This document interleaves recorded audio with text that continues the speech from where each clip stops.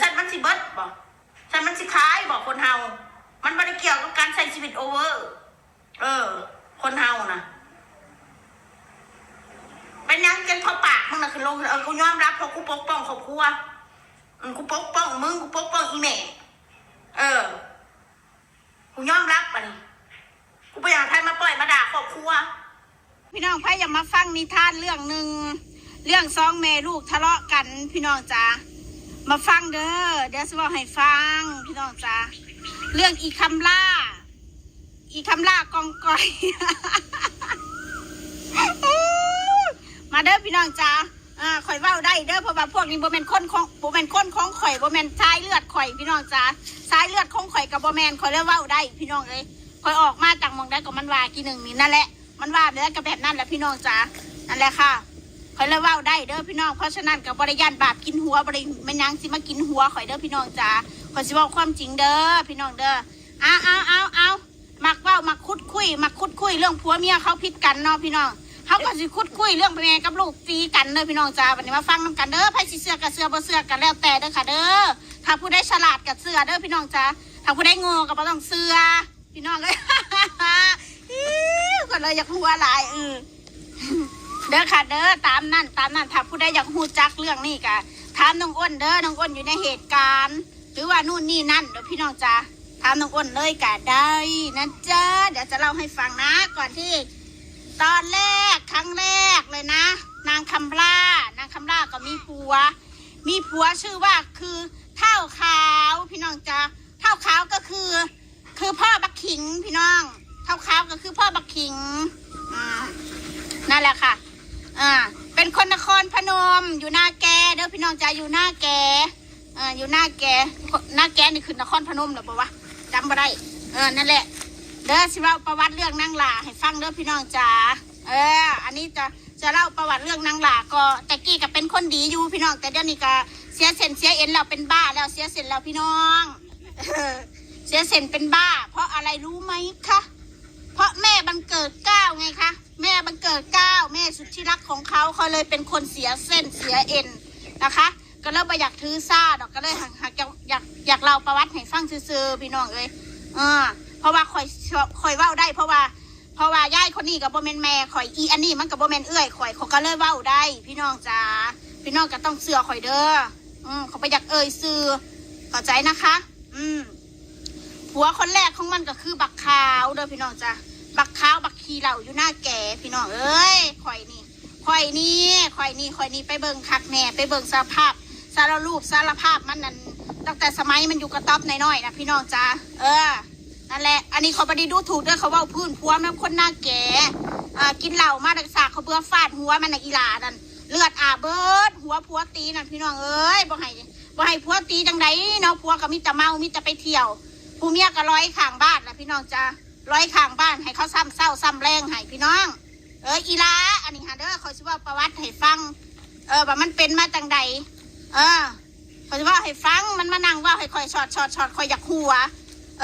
มันว่าให้คอยกับมันน่ะมันคอยกับมันน่ะมันคนละอันนั้นกันเลยผมก็อยากว่าพี่น้องจ้าไม่อยากว่าแต่คอยกันจำใจก็ต้องว่าพี่น้องตอนแรกก็ซื้อบ่อยากออกมาว่าเลยนะเรื่องนี้ฮะนะในเมื่ออยากได้กระแสกระสิเอาหายเลยจ้าหายเลยได้ผัวบักขี้เราผัวคนแรกก็คือพอบักคิงนั่นแหละพอบักคิงก็คือเถาขาวคือตาขาวซื้อขาวพี่น้องจ้าแล้วก็ป้ากันกันย้อนผัวตีเด้ออันนึงที่ป้ากันก็คือประเด็นเงินค่าดองให้ย่ายหมอนพี่น้องจ้าผัวกระเตะตีน้ำบักคิงน่ะก็คลอดลูกบักคิงน่ะก็พาออก7 เดือนบักคิงน่ะเด็กน้อยบ่เต็มบ่พ่อบาท7 เดือนบักคิงน่ะก็ได้เด็กน้อยบ่เต็มนั่นแหละพี่น้องเงินกับบ่มีพาออกฮะเอาเงินพ่อคุณอยู่ละ5 น้ำคุณพ่อข่อยนี่พี่น้องจ๋าพ่อข่อยนี่มาพาออก15,000พามันออกค่ะพาใส่มันออกค่ะเอาลูกมันออกจากหีมันนั่นเอาลูกออกจากท้องมันนั่นพี่น้อง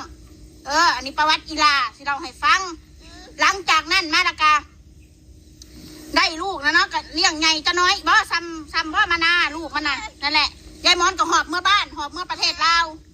หอบเมื่อประเทศลาวมันกับเมื่ออยู่น้ำแม่มันพี่น้องจ้าเมื่ออยู่น้ำแม่มันก็กลับมาทำงานเมืองไทยมันกลับมามีผัวอีกอีหลานะผัวขี่ม้าขี่ยาบาดนี่ฮะบักบอยบาดนี่ผัว วมันผัวคนที่สองนี่บักบอยเด้อพี่น้องจ้ามันมีผัวเฮ็ดงานร้านอาหารเฮ็ดร้านคาราโอเกะพี่น้องจ้าอีหล่าย้อนยังย้อนหาเงินเลี้ยงลูกพี่น้องมันก็บ่ได้เป็นจังซี่ดอกตะกี้มันก็บ่ได้เสียเส้นเสียเอ็นแบบนี้เด้อมันปกติบัดนี้ก็เริ่มเสียเส้นมาติดบักบอยมันเล่นยาเด้อซะกินยาเล่นยาบ้าพี่น้องจ้าก็เลยเล่นน้ำผัวกินน้ำผัวถือผ้าท้องบักใหญ่สิว่าให้ฟังพี่น้องประวัติเด้อนี่ประวัติเด้อก่อนสิได้ตีกับยายหมอนไปได้เดี๋ยวสิเล่าให้ฟังคือผ้าท้องบักใหญ่บักอันนี้ก็บ่ได้เงินค่าดองบักอันนี้ค่ะบักบอยนี่ก็บ่ได้เงินค่าดองอยู่หน้าแกคือกันบักอันนี้ก็อยู่หน้าแกบักบ่อยสื่อมันพี่น้องเลยคอยนะอันที่จริงนะเขาบ่ได้เอามาเว้าดอกเรื่องครอบครัวเขาหันพี่น้องเลยเขารับมาได้ข่อยก็เลยอยากเว้าเพราะว่าข่อยเห็นมันออกมาด่าข่อยดอกมันมาเว้าให้ข่อยดอกทั้งที่ข่อยบ่เคยเว้ายังให้มันอีห่านี่ค่ะได้ข่อยบ่เคยเว้ายังให้มันเลยมันมาเว้าให้ข่อยข้างโคกหน้าไร่นู่นนี่นั่นมันเบิ่งนั่งหนามันเลยพี่น้องจ้ามาเบิ่งนั่งหนามันเลยอาชีพของมันกับอาชีพของข่อยนะมันต่างกันสันใดมันมาเบิ่งเลยนั่นแหละแล้วก็บาทนี่แหละบาทนี่ถือผ้าทองบักใหญ่แม่แล้วยายหมอนให้ป้าแล้วว่าบ่ได้เงินค่าดองนู่นนี่นั่นพี่น้องคลอดลูกสิว่าให้ฟังถือผ้าทองบักใหญ่แล้วก็หอบเมื่อน้ำกันแล้วทองบักใหญ่ตอนแรกก็มาสิเมื่อคลอดอยู่บ้านนะพี่กับแม่พี่น้องพี่กับแม่ไอ้กันบาทนี่ก็ก็สิว่าเรื่องบักอันนี้แหละว่าเรื่องบักอันนี้แหละทางแม่กับบ่มักบ้านบาทนี่ขี้ยาเด้ซะเงินค่าดองกับบ่ได้ทางยายหมอนกับบ่มักยายหมอนนี่ผู้ใดก็แล้วแต่ถ้าผู้ใดสิเอาลูกสาวเราต้องมีเงินค่าดองให้เราต้องมีงานมีการมั่นคงเราถึงจะยอมรับเด้อพี่น้อง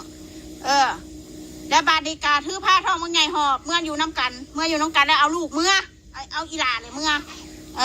ตีกันแล้วจะตีกันเรื่องยังกับบุหูจักตีกันในวันหนามุนบนโอ้ยข่อยบนหนาโลบถิ่มเลยพี่น้องตาถ้าเราข่อยจะเอาหลักฐานมาให้ซุ้มเจ้าเบิ่งหน้าตาเราเป็นจังไรมุนเบิดนี่แถวข้อนี่แถวหน้านี่แถวนี่มันขวนเอาเพิ่นอีหลานะใกล้สิคลอดแล้วมันได้8 เดือนกว่ายายมอนตีกับมันนะพี่น้องให้เงือกสิตายโทรมาหามุนยายมอนนั่นแหละข่อยก็คิดว่า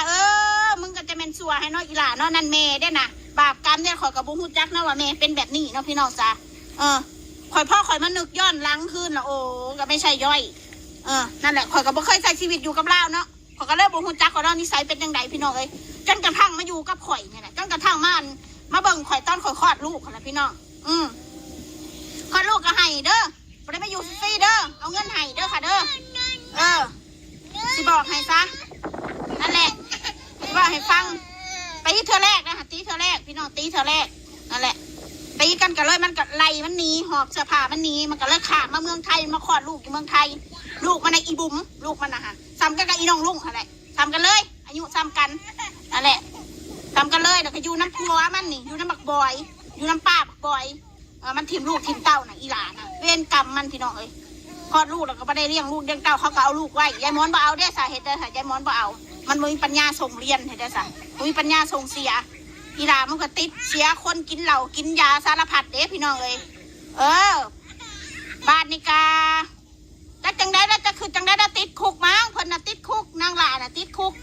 ติดต่างดาวนี่แหละหรือติดยังกับบุหูพี่น้องบ่มีเงินบ่มีข้ามดอกมีเงินมีข้ามดอกกับน้องถ้าไปเยี่ยมนางอ้นถ้าไปเยี่ยมกับยายมอนถ้าไปเยี่ยมกับเงินไผ่กับเงินเขาแล้วไปเยี่ยมไปคอยไปเบิ่งทรงเขาทรงน้ำไปไถ่ทอนมันออกมานะพี่น้องไถ่ทอนออกมากับขายขี้ดินนะเด้ขายขี้ดินต้นอีนางอ้นมันซื้อไว้40,000นะเด้ขายขี้ดินต้น40,000 บาทนะเด้พี่น้องดินที่ว่าชาวบ้านกับเจ้าแบ่งปันให้เฉพาะคนถูกคนยากเนาะขายขี้ดินนั่นแหละไปไถ่ทอนมันออกมานั่นพี่น้องสิว่าให้ฟังซะถ้าผู้ใดอยากหูความจริงเอามาฟังซะลูกที่ดีของเขาน่ะพี่น้องนั่นแหละลูกที่ดีของเขาน่ะนั่นแหละเป็นดังสั้นละไปไถ่ทอนออกมากับมาอยู่น้ำกันแน่มาอยู่น้ำกันก็หักกันคือเก่าเนาะแม่ลูกเนาะเฮ็ดสหักกันคือเก่ามาขอขมาคือพี่น้องเห็นนั่นแหละขอขมากราบตีนขอขมาสิ่งใดล่วงลูกที่เคยล่วงเกินนู่นนี่นั่นก็ให้อภัยแล้วผู้แม่ให้อภัยให้แล้วให้สิบัดเวลาพิษกันให้หนึ่งว่าพิษกันให้หนึ่งยายมอนก็เอาแล้วว่ามันมาขอขมาขอบริพ่อใจมันเดินนู่นนี่นั่นขอบริเน่มานั่งหนามันเขายังเครียดอยู่ว่ามันตีข่อยแล้วพี่น้องจ้าบัดเด็กมีช่วงหนึ่งแล้วบัดนี้พิษกันตีกับอีหลาอีกช่วงที่2นี่ยกซองนี่พี่น้องยกซองที่มันได้ออกจากบ้านล่าสุดไปนี่แหละพี่น้องนั่นแหละ ตีกันนะตีกันยกซองอีกแบบนี้ค่ะทุบเสื้อผ้าโยนเสื้อผ้าอันนี้ยกซองนี่นางอ้นอยู่ในเหตุการณ์พี่น้องเอ้ยอยู่ในเหตุการณ์นางอ้นอยู่ในเหตุการณ์โยนเสื้อผ้ามันออกไปพิษกระเรื่องยังพิษกระเรื่องมันเอาเข่าเอาน้ำเหตุงานงานนั่นเก็บขยะมันอยู่โรงงานน่ะเนาะหนึ่งเข่าหนึ่งน้ำเดี๋ยวไปสู่ผู้บ่าวกินอยู่โรงงานแบบนี้ทางแม่ว่าอย่าสู่เหตุแบบนั้นให้ลูกลูกหาอันนี้แนวอยากแนวกินกระหอบไปให้ผู้บ่าวกินเบิร์ดไปยังกระหอบไปให้ผู้บ่าวกินเบิร์ดให้มันร้ายมันกับบ่พอใจมันเนาะอีหลานบ่พอใจมันก็ให้คืนกับพิษกันพี่น้องนั่นแหละสาเหตุที่ออกจากบ้านเด้อพี่น้องบ่ได้แม่นยังเด้อนี่แหละยายมอนกับอีหลาลูกหักลูกแพงพี่น้องเอ้ยนั่นแหละมันเป็นอะไรบาดนี้ยังบ่จบเด้อยังหลายอยู่ยังหลายบ่อยากเล่าพี่น้องจ๋าเพราะว่าข่อยก็เป็นคนบ่ดีปานใดข่อยก็เลยอยากเล่านะ ถ้าเป็นคนดีเขาก็สิบ่หามาเว้าดอกพี่น้องข่อยคนบ่ดีเขาก็เล่นก็เลยเล่าให้ฟังซะหน่อยเพื่อจะได้หูตาสว่างเด้อพี่น้องจ๋าอะไร เป็นไรบ้านนี้พี่น้องมวนบ่นิทานเรื่องนี้นิทานแม่กับลูกคำหลากับอันสายสมอนพี่น้องจ๋าอ้าวซูเมอร์ในกระถือบังคับเด้ออกมานั่งนะบังคับแต่สายตาลักแรกยายมอนกับซอยน้ำก้นใช่ซอยน้ำก้นนะอย่านะอย่าสุเหตุแบบนั้นนะสิบอกให้ซะนั่งกันพอปากมึงน่ะคือลงกูยอมรับเพราะกูปกป้องครอบครัวกูปกป้องมึงกูปกป้องอีแม่กูยอมรับอ่ะนี่กูไปอยากใครมาปล่อยมาด่าครอบครัว